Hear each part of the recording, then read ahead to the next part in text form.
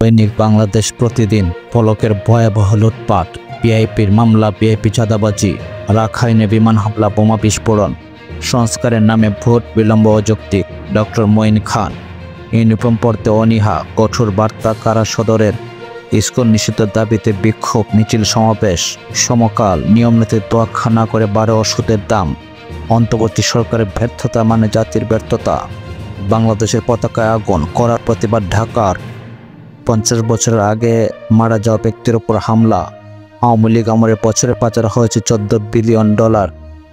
কালের কণ্ঠ, এই নভেম্বরে রোগী 2.5 গুণ বেশি, ক্ষমতার কেন্দ্র বাড়িগুলো এখন নিঝুম, সংখ্যালঘুরা আগের চেয়ে বেশি নিরাপত্তা পাচ্ছে, ভয়েস অফ আমেরিকা, বিদ্যুৎ বিপুল সীমাহীন দুর্নীতি, অভিযুক্তরা অধরা, যায় দিন, কলকাতার হাইকমিশনের বাইরেও সহিষ্ণু বিক্ষোভ, বাংলাদেশের প্রতিবাদ, বিক্ষোভ প্রতিবাদে উত্তাল দেশ, এলএনজি আমদানিতে বকেয়া পরিশোধের চাপ বাড়ছে, সংখ্যালঘুরা আগের চেয়ে বেশি নিরাপত্তা পাচ্ছে, ভয়েস অফ আমেরিকা।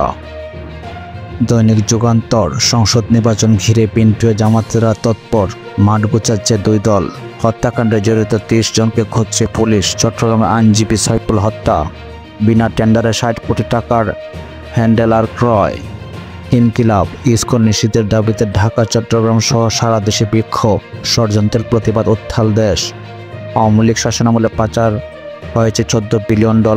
দৈনিক ইত্তেফাক, সংকটে কারিগরি শিক্ষা, নিজ দেশে মুসলিমদের ওপর অসংখ্য নির্মমতা নিয়ে ভারতের অনুশোচনা নেই, এটা দ্বিচারিতা। আসিফ নজরুল, আমাদের সময় নানামুখী যন্ত্রণায় মানুষ, 6 মাসের মধ্যে নির্বাচনের দাবিতে সরব হচ্ছে বিএনপি, ষড়যন্ত্রে পা না দিয়ে ধৈর্যের আহ্বান হেফাজতের, যুক্তি সময় কখন সরকারি বলুক।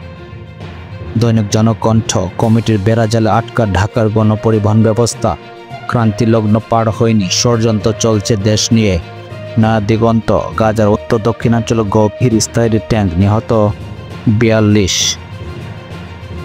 সেন্ট মার্টিনে বছরে 1.5 লাখের বেশি পর্যটক ভ্রমণ করে। ভোরের কাগজ, জলবায়ু সম্মেলন থেকে বাংলাদেশের প্রত্যাশা প্রাপ্তির ফারাক স্তর, ঘাটে ঘাটে সিন্ডিকেটের থাবা, বাংলাদেশের সংখ্যালঘু পরিস্থিতির ওপর নজর রাখছে ভারত, আলোকিত বাংলাদেশ, কলকাতায় বাংলাদেশের পতাকার অবমাননা, বাংলাদেশের কড়া প্রতিবাদ, রাজনৈতিক দলগুলোর ঐক্যমতে নির্বাচনের রোডম্যাপ, গণকুয়াশায় উত্তরাঞ্চলের জনজীবন বিপর্যস্ত, পাচার হওয়া টাকা ফেরত আনা খুবই কঠিন কাজ। দৈনিক কালবেলা, 4 ইস্যু নিয়ে লন্ডনের পথে মির্জা ফখরুল, আলিফ হত্যায় সন্দেহজনক আরও 25 জন শনাক্ত, উপাচার্য নিয়োগে ঘুরে ফিরার রাজনৈতিক বিবেচনা। আজকের পত্রিকা, অস্থিরতা কমাতে চায় ঢাকা, সংখ্যালঘুরা আগের তুলনায় এখন বেশি নিরাপত্তা পাচ্ছে, ভয়েস অফ আমেরিকা, পাঠ্য বইয়ে বড় পরিবর্তন, বাদ পড়ছে অতিরঞ্জন, সাগরে মাছ আহরণে বিধিনিষেধ কমছে।